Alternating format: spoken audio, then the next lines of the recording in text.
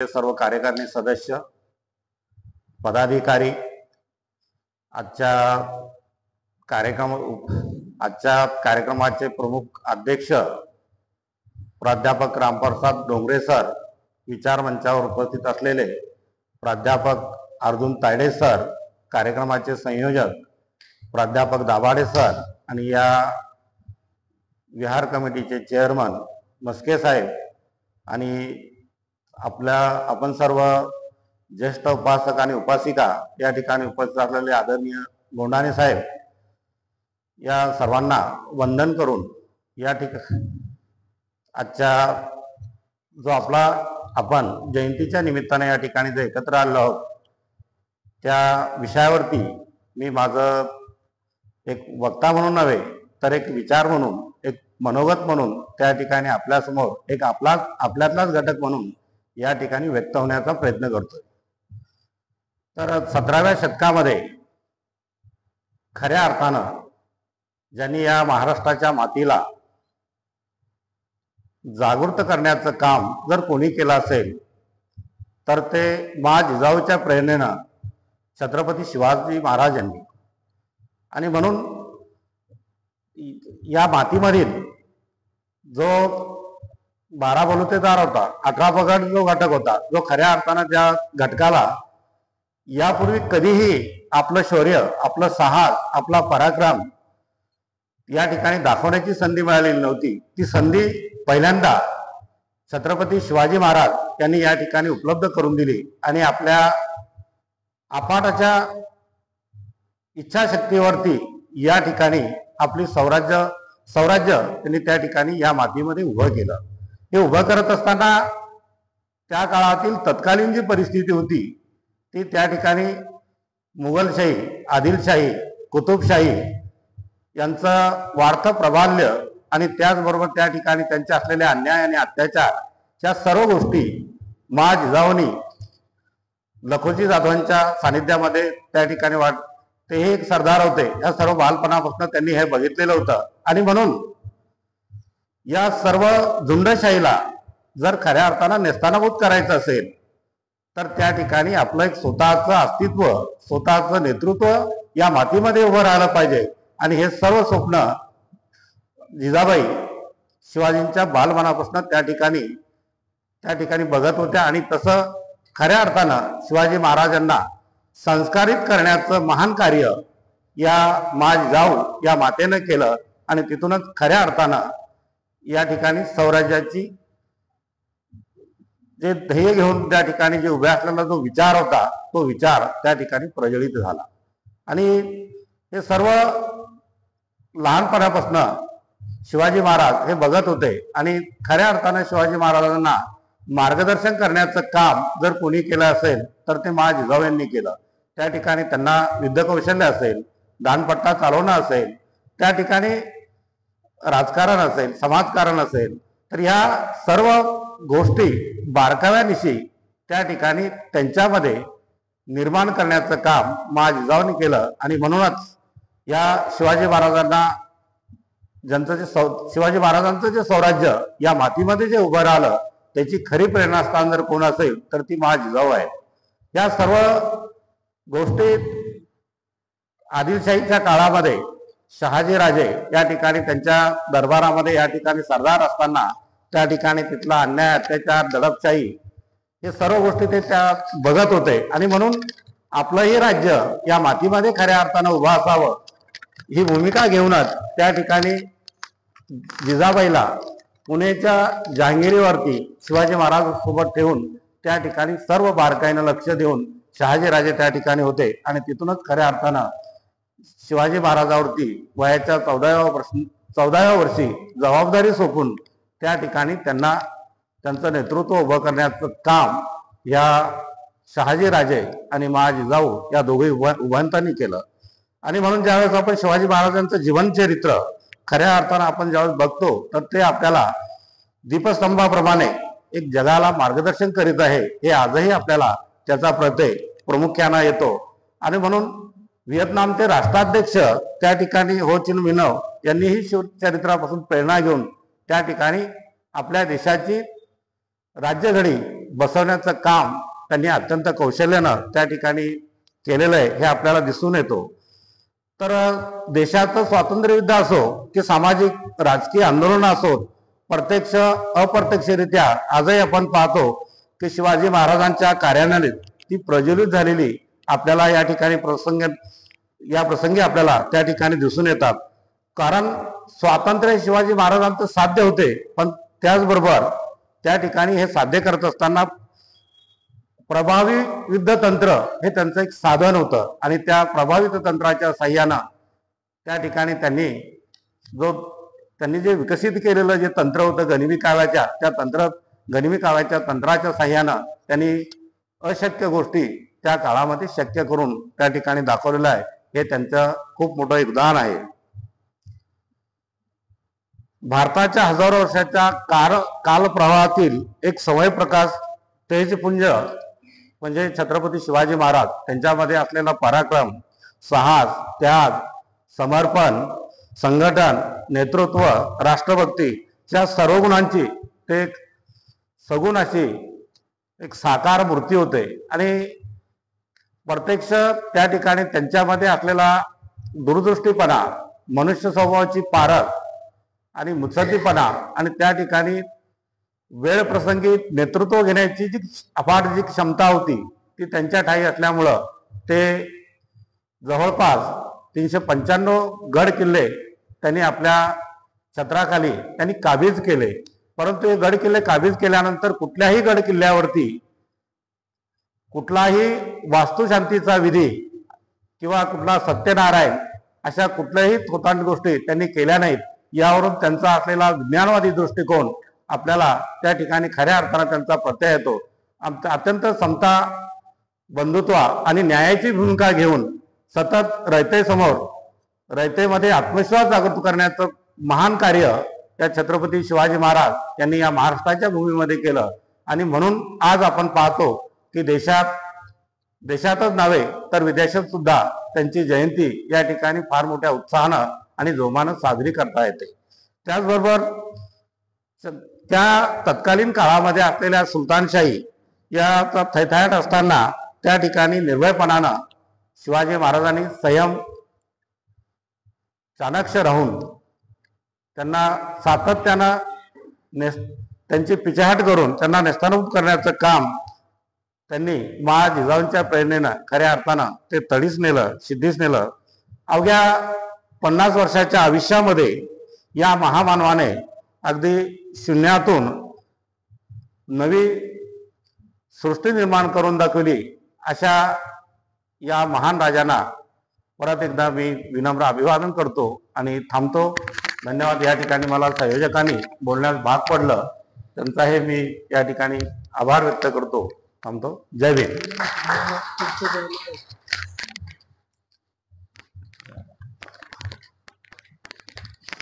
धन्यवाद sir.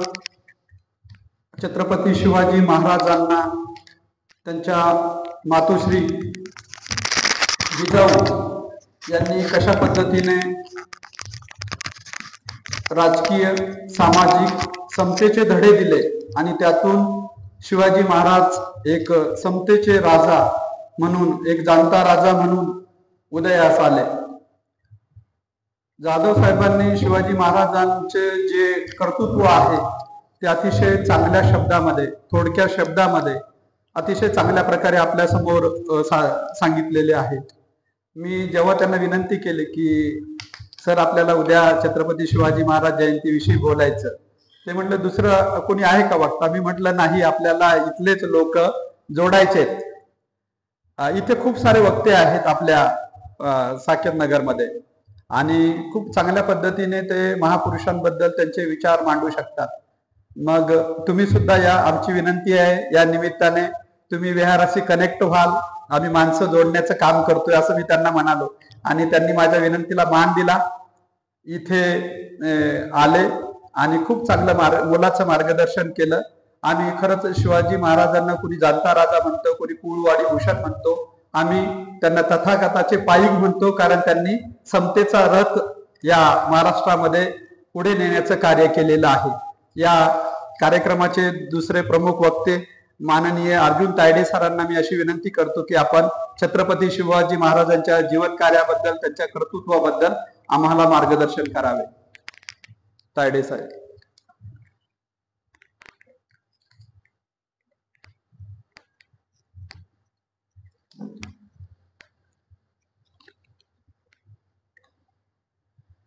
Tathagata Gautam Buddha, Bodhisattva doctor Babasaheb Ambedkar या महामानवास वंदन करतो.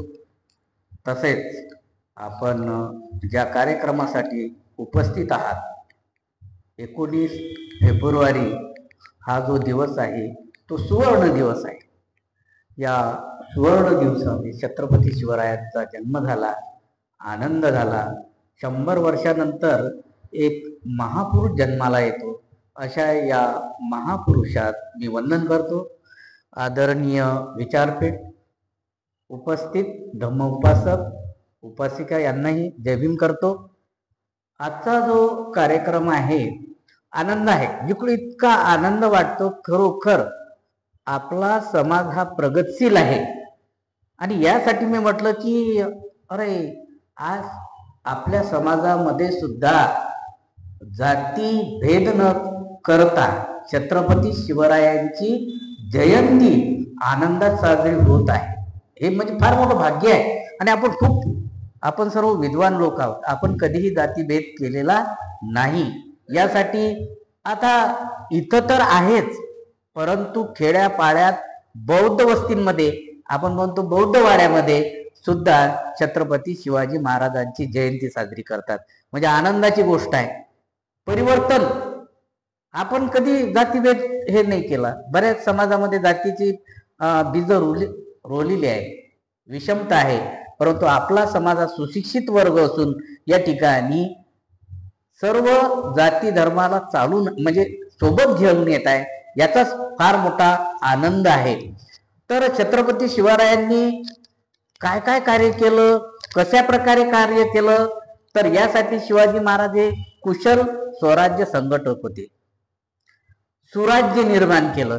ज्या राजाने सुराज्य निर्माण केलं आणि ते असं, काशी की कला न होती तो मथुरा मस्जिद होती. काशी की कला न होती तो मथुरा मस्जिद होती. अगर न होते शिवाजी तो सबकी सुन्नत हो जाती.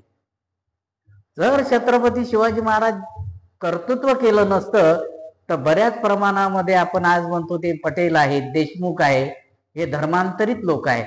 हिंदू धर्म आणि जबरदस्तीनं धर्मांतर केलेलं आहे या लोकांना.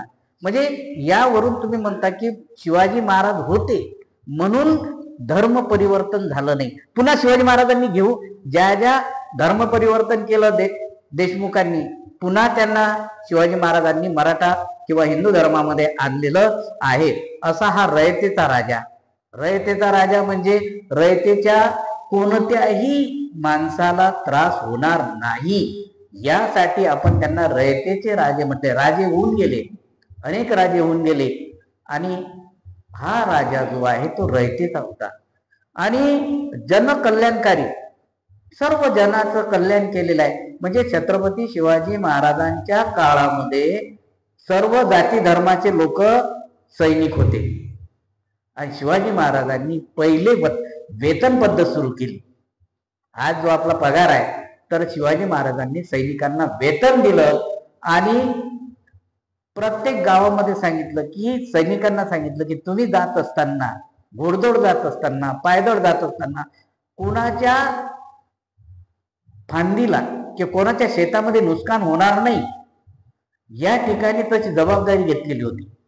मग कोणाच्या म्हणजे भाजी सुद्धा घेता कामा नाही असंही सुद्धा त्यांनी सैनिकांना म्हणजे दिलं होतं, सांगितलं होतं की तुम्ही कधीही शेतकऱ्यांचं सैनिक जात असताना नुकसान करायचं नाही. म्हणून हा जनकल्याण राजा होता. आता अशा या राजाची 395 जयंती आहे. याचा आपल्याला अभिमान आहे आणि आपण त्यांना मानाचा मुजरा करू. तर या ठिकाणी शिवाजी महाराज म्हणता बरोबर इकडे लखुजी जाधव आहे, एकीकडे ही बाजू आहे वेरूळचे भोसले आहे. शहाजी आणि जिजाऊ यांचा विवाह झाला आणि एक नवरत्न जन्माला आलं, 100 वर्षानंतर एक महापुरुष जन्माला येतो, तर ते छत्रपती शिवाजी महाराज. म्हणजे राजे आहेत पण हे रयतेचे राजे आहे, राजे आहे पण लोक कल्याणकारी राजे आहे, लोकांचं भवितव्य आणि स्त्रियांचे आदर करणारे पण राजे आहेत. सुभेदाराची कन्यांच्या सुभेदाराची सून परत केलेली आहे. शिवाजी महाराज म्हणतात की मी जर सुंदर असतो, माझी आई सुंदर आहे, तर मला नाही, परकीय स्त्री माते समान आहे, असा हा राजा होता. अनेक राजे बघितले आपण, राजांना महाराजांना कितीतरी बायका राहत होत्या, पण शिवाजी महाराजांनी परकीय स्त्रीला म्हणजे माता समजलेला आहे. आणि महाराष्ट्र ही संतांची भूमी आहे. शिवाजी महाराजांना संस्कार जे मिळालेले आहे ते संतांची पण आहे. महाराष्ट्र संतांची भूमी आहे, तुम्हाला सगळ्यांना माहित आहे. चोकोबा सुद्धा महार आहे, त्याच्यामध्ये सुद्धा अभंग लिहिलेला आहे. कानडा राजा पंढरीचा, त्यानंतर चोकोबाची खीर चाकवतो, चोकोबाची गुरे राखवतो, नामदेवाची खीर चाकवतो. बघा, चोकोबांनी इतके अभंग या ठिकाणी लिहिलेले आहे. म्हणजे यावरून आपल्याला लक्षात येईल की 16व्या वर्षी, बघा 16व्या वर्षी स्वराज्याचं तोरण उभारलं आणि पहिला जो किल्ला आहे 1647 तोरणागड आहे. स्वराज्याचं तोरण तोरणागड. म्हणजे 16व्या वर्षी एकूण म्हणजे जवळपास 1647 हा कालखंड आहे. म्हणजे आपल्या लक्षात येईल की बघा 16व्या वर्षी आपण काय करू शकतो, छत्रपती शिवाजी महाराजांनी काय केलं, हे जिजाबाईंनी संस्कार दिले म्हणून हे झालेलं आहे. म्हणजे स्वराज्याचं तोरण त्यांनी बांधलं, सुराज्य निर्माण केलं. मग यासाठी खूप कष्ट करावं लागले, रात्रंदिवस. महाराजांना काय झोप असेल, अनेक संकट होती. आदिलशाही होती, कुतुबशाही होती, मुघलशाही होती, म्हणजे हे सर्व आणि एकच मराठ्यांचं राज्य. महाराष्ट्रामध्ये छत्रपती शिवाजी महाराजांनी मराठ्यांचं सुराज्य निर्माण केलं आणि तेही सर्व जाती धर्मामध्ये. मुसलमान लोक सुद्धा सरदार त्या काळामध्ये शिवाजी महाराजांनी केलेले होते. आता काही म्हणतात किंवा मुसलमानांना नाही, पण होते. म्हणजे या ठिकाणी नंतर कोंढाणा किल्ला जिंकला, तुम्हाला माहित असेल, किंवा या ठिकाणी पुरंदरचा किल्ला असेल. त्यानंतर छत्रपती शिवाजी महाराजांनी बरेच किल्ले महाराष्ट्रात जिंकून घेतले. असं परिस्थिती असताना या ठिकाणी शिवाजी महाराजांचा बंदोबस्त करण्यासाठी मोगलशाही, आदिलशाही, कुतुबशाही परेशान झाले. काय करायचं? मग परिस्थिती अशी आली की बाबा आता शिवाजी महाराजांचा बंदोबस्त करण्यासाठी अफजल खानासारख्या बलाढ्य सरदाराला पाठवण्याचं काम केलेलं आहे. आणि तो काय म्हणतो, चले घोडे निशी घेऊन येतो त्या कोकणातल्या उंदराला. जातो आणि असाच पकडून येतो. 7-8 फूट उंच असलेला अफजल खान, लोखंडाची पहार असा वाकवणारा, एवढी ताकद त्याच्यामध्ये. छत्रपती शिवाजी महाराज जेमते उंचीचे, पण काय करणार, स्वराज्यावर फार मोठं संकट आला. आता काय करणार? माता जिजाऊचं दर्शन घेतलं, भवानी मातेचं दर्शन घेतलं, विचार केलं, रात्रभर काय काय करायचं यांचे विचार करू लागले. मग तो 1 लाख सैनिक घेऊन आला, अफजल खान, लोखंडाची पार वाकवणारा. आणि त्याच्यामध्ये बरोबर होतं की याला पकडायचं आणि काय करायचं, याच्यामध्ये गुदमरून मारायचं. हा अफजल खानाचा दृष्टिकोन होता. मग काय करणार? शिवाजी महाराजांच्या लक्षात आलं, त्या काळामध्ये शिवाजी महाराजांचं गुप्तहेर खातं आणि गुप्तहेर खात्याचा जो प्रमुख होता तो बहिर्जी नाईक. बहिर्जी नाईकला जिकडे तिकडे पाठवण्यात आलं. काय करायचं? बंदोबस्त कसा करायचा? सगळे सैनिक, 1 लाख सैनिक घेऊन तो व्यक्ती येतो आणि आपल्याकडे मोजकेच सैनिक आहेत, आपण याच्याशी लढा देऊ शकणार नाही.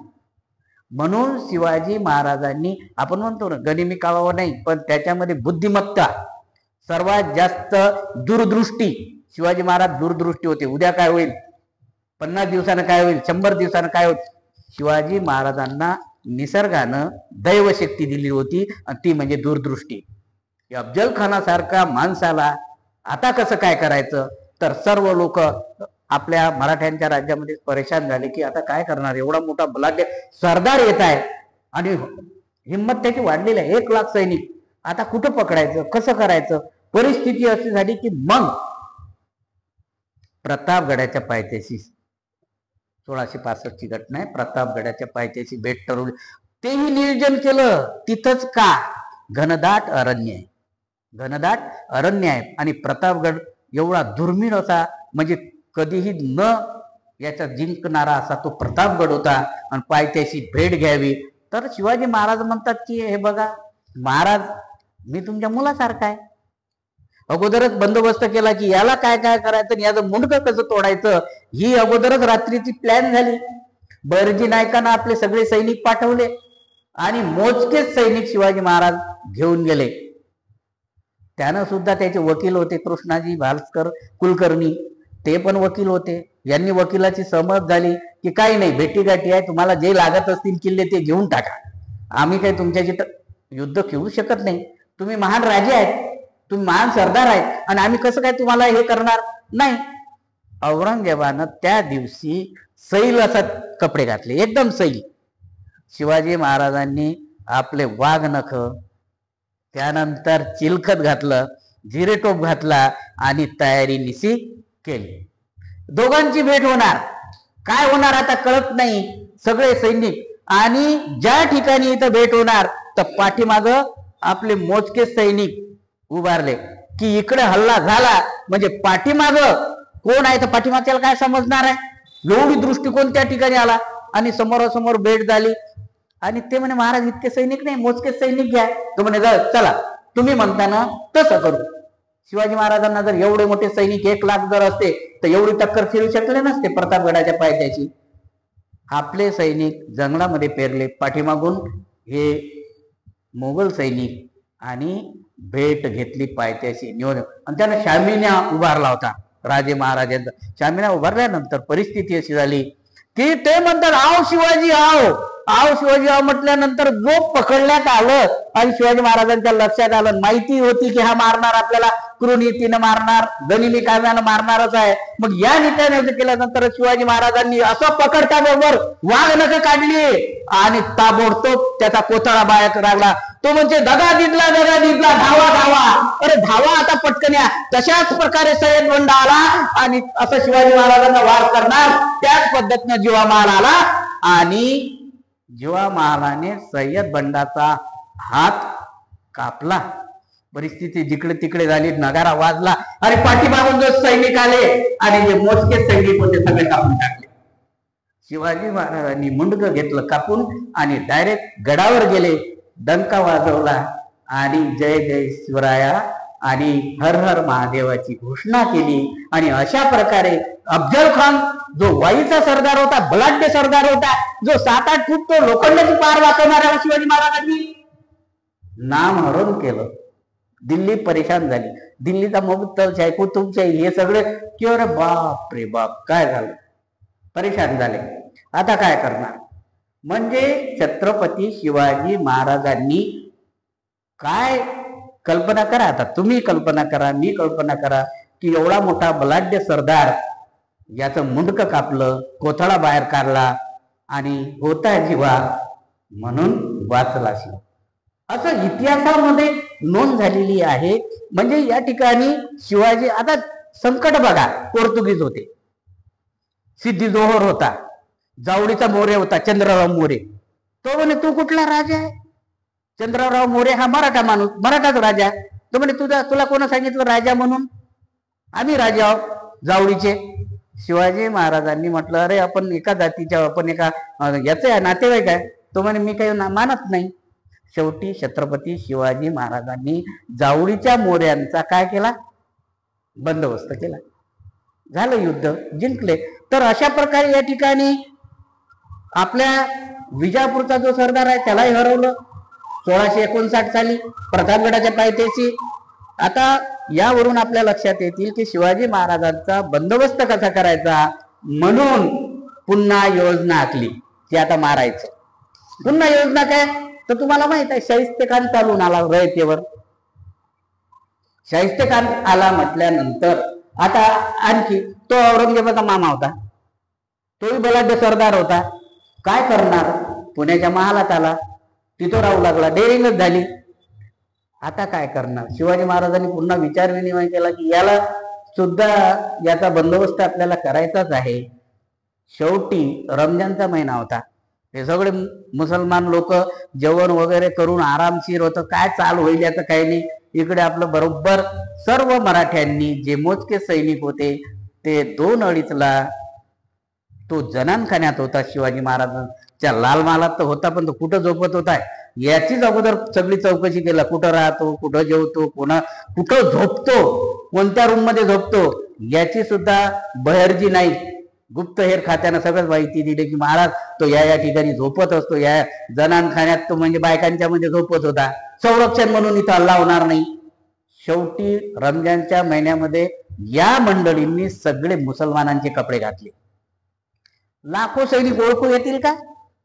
हे 10-20 असतील, 100 असतील आपले सैनिक, ओळखू येणार नाही. सगळे पेराव घातले आणि बरोबर शिवाजी महाराजांनी घटना वेळ ठरवली आणि त्यामध्ये शाहिस्तेखान जिथं होता त्या ठिकाणी जो मारणार मुंडक्यावर, तसंच शाहिस्तेखानाला जाग आली, तो पळाला आणि खिडकीतून पळाला. त्याची बोट, शाहिस्तेखानाची बोट कापली. शिवाजी महाराजांनी एवढ्या मोठ्या बलाढ्य सरदारांना म्हणजे मारून टाकलं, परेशान केलं. तर अशा घटना छत्रपती शिवाजी महाराजांच्या काळात आलेल्या आहे. त्यामध्ये आणखी स्वराज्यावर संकट आलं की ते मिर्झा राजा जयसिंग मराठा राजा होते. ते म्हणे आता तसं करा की औरंगजेबाची भेट घ्यायची. काय करायचं औरंगजेबाची भेट? नाही म्हणे ते तुम्ही असं करता. ठीक आहे म्हणे, घेऊ आग्रा भेट. तुम्हाला सगळ्यांना माहित आहे शिवाजी महाराज बरोबर गनिमी काव्याने, बुद्धीच्या चातुर्याने आग्रा भेटीत सुद्धा बरोबर निष्ठून आले. याच्यावरून तुमच्या लक्षात येईल की शिवाजी महाराजांनी काय काय केलं. आणखी स्वराज्य, आता शिवाजी महाराज एका ठिकाणी बोरा नावाच्या मारवाड्याकडे गेले. म्हणे वा मला कर्ज पाहिजे. म्हणजे महाराज तुम्ही कसं काय कर्ज घेणार, असं तसं. त्याला आई नाही म्हणे वा आई परिस्थिती तशी, आता थोडंफार वेतन द्यायचं आहे, कर्ज पाहिजे. म्हणे ठीक आहे. पैसे घेतले होनमधून, होन होतं त्या काळात, आणि शिवाजी महाराज आले, सगळे पैसे वगैरे कर्मचाऱ्यांना दिले. आणि त्यावेळेस तो म्हणतो की महाराज तुम्ही तर गहाण काहीतरी वस्तू ठेवा, गहाण काहीतरी वस्तू ठेवा. शिवाजी महाराजांनी रयतेच्या काडीला सुद्धा धक्का लागू नये म्हणून एक काडी घेतली गवताची आणि ठेव, हे आपलं गहाण आहे, हे रयतेच आहे शिवाजी महाराज म्हणतात. मग तुम्हाला सगळ्यांना माहित असेल सुरतची बेसुरत, शिवाजी महाराजांनी सुरत करून बराच खजिना आणला. सुरतची बेसुरत केली आणि शिवाजी महाराज पैसे देण्यासाठी निघाले. तो विसरला. पैसे गिसे दिल्यानंतर म्हणे महाराज मी गवताची काडी दिली होती तुम्हाला, म्हणजे माझ्या रयतीची गवताची काडी सुद्धा कोणाकडे गहाण नसावी. पण तो मारवाडी हुशार होता, त्यानं बरोबर पेटीमध्ये ती गवताची काडी ठेवून दिली होती. म्हणजे शिवाजी महाराज काय म्हणतात की माझी गवताची काडी सुद्धा कोणाकडे गहाण नसावी. एवढा दूरदृष्टिकोनचा तो राजा होता. म्हणजे यावरून तुमच्या लक्षात येईल. आता कोणी म्हणते चंद्रराव मोरे म्हणते कुठला राजा? छत्रपती शिवाजी महाराजांनी शेवटी 6 जून 1674 ला राज्याभिषेक केला. इथले ब्राह्मणांची तुम्हाला माहित आहे काय परिस्थिती होती. शेवटी शिवाजी महाराजांनी काशीचा ब्राह्मण गागाभट्ट त्याची तुला केली आणि त्याच्या हस्ते स्वराज्याचं म्हणजे राज्याभिषेक केला आणि सुराज्य निर्माण केलेलं आहे. घोडदळ असेल, पायदळ असेल, हे सगळं उभारणी केली. शेतकऱ्यांचं कल्याण त्यांनी केलेलं आहे. म्हणजे शिवाजी महाराजांची प्रेरणा तर जिजाऊला देता येईल. आता जिजाऊ घडली पाहिजे तेव्हा शिवाजी महाराज तयार होतील. म्हणजे आपल्याला जिजाऊ घडवायची आहे. म्हणजे तुम्हाला माहित आहे तर ही परिस्थिती या ठिकाणी होते. अशा या महापुरुषांचा, महामानवाचा मृत्यू 4 एप्रिल 1680 साली झाला. आणि पुढचं थोडं 5-10 मिनिट लांब होतो की नंतर 1681 साली छत्रपती संभाजी महाराज गादीवर आले. पुढे थोडंफार हे करतो मी. संभाजी महाराज गादीवर आल्यानंतर संभाजी महाराजांनी 8 ते 9 वर्ष राज्यकारभार चालवला. 1689 साली, म्हणजे किती वर्ष? 9. 1681 आणि 1689, म्हणजे या ठिकाणी 81-89 असा कालखंड आहे. 90च्या दरपास. म्हणजे औरंगजेबानं त्यांची कत्तल कशी केली. वडू या ठिकाणी नगर जिल्ह्यात आपला, आपण भीमा कोरेगावला जात असताना त्या ठिकाणी तो इतिहास माहित आहे. नंतर वध केल्यानंतर, ठार मारल्यानंतर पुढची परिस्थिती अशी झाली की आता औरंगजेब दक्षिणेत आला होता. कशासाठी दक्षिणेत आला होता? अकबर, औरंगजेबाचा मुलगा अकबर, तो गादीसाठी, दोघे बापलेकाची भांडणं झाले आणि तो सरळ महाराष्ट्रात आला. संभाजी महाराजांनी त्याला राजाश्रय दिला. त्यांची ओळख होती आग्रा भेटीच्या वेळेस. म्हणजे यावरून अकबराला कसा काय राजाश्रय देतो? कोण म्हणतो? औरंगजेब. म्हणून मराठ्यांचं राज्य नष्ट करण्यासाठी, संभाजीचं राज्य नष्ट करण्यासाठी औरंगजेब दक्षिणेत आला. औरंगजेब दक्षिणेत आला. बघा, म्हणजे मराठ्यांचं साम्राज्य नष्ट करण्यासाठी औरंगजेब मेला, पण मराठ्यांचं राज्य नष्ट नाही झालं. जवळपास तुमच्या लक्षात आलं की 1707 मध्ये औरंगजेबाचा मृत्यू झालेला आहे. त्यानंतर राजाराम गादीवर आले. 7-8 वर्ष राज्यकारभार केला. तिथून गडाला वेढा दिला. पुन्हा जिंजीला गेला. शिवाजी महाराजांनी 2 राज्य स्थापन केले. ते जिंजी एक होतं कर्नाटकामध्ये आणि एक महाराष्ट्रात. पुन्हा राजारामाचा मृत्यू झाला. आता कोण? ज्या वेळेस संभाजी महाराजांचा मृत्यू झाला त्यावेळेस संभाजी महाराजांची पत्नी आणि मुलगा, दुसरा शिवाजी म्हणतात, त्याला आपण शाहू महाराज म्हणतो, ते औरंगजेबाच्या नजर कैदेत होते. औरंगजेबाच्या नजर कैदेत होते. मग परिस्थिती झाली की ताराबाई राज्यकारभार चालवू लागली. म्हणजे संभाजी महाराजांची पत्नी ताराबाई राज्यकारभार चालू लागली. सगळ्या मुघलांना वाटतं, सरदारांना वाटतं की मराठ्यांचं राज्य नष्ट व्हावं, तरी ते काही नष्ट झालं नाही. शेवटी औरंगजेब 1707 मध्ये मेला. ताराबाई नंतर परिस्थिती त्यांनी आणखी बिघडली. शाहू सुटला औरंगजेबाच्या कैदीतून आणि थेट महाराष्ट्रात आला. तो म्हणतो मी मोठ्या मुलाचा मोठा मुलगा आहे, राज्यकारभार मला पाहिजे.